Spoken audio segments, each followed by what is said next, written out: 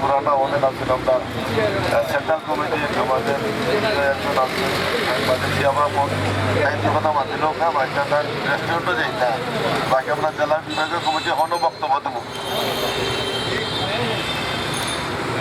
বিসমিল্লাহির রহমানির রহিম।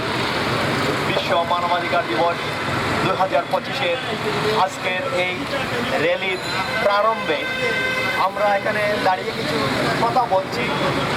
আমরা খুব আশ্বস্ত হতে চেয়েছিলাম 2024-এর এই বাংলাদেশে অন্তত মানবাধিকার যেন বিপর্যস্ত না হয়, কিন্তু আমরা দেখছি এখন পর্যন্ত আমরা মানবাধিকার ফিরে তো পাইনি, কিছু কিছু ক্ষেত্রে আগের চেয়ে আরও খারাপ অবস্থানের দিকে আমরা চলে যাচ্ছি, যা খুবই দুঃখজনক।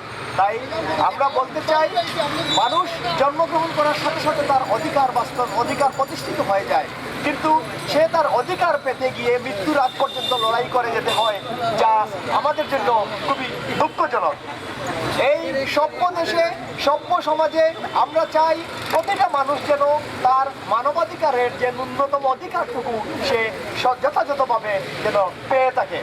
আমরা অত্যন্ত আশাবাদী, আমাদের সিলেটের যে জেলা প্রশাসক সাহেব উনি মানবতার কল্যাণে যে নিরলস কাজ করে যাচ্ছেন, সেই কাজের সুফল পেতে হলে আমাদের সকলকে ঐক্যবদ্ধভাবে তাকে সহযোগিতা করতে হবে এবং আমাদের স্ব অবস্থান থেকে আমাদের কার্যক্রমগুলো বাস্তবায়ন করতে হবে।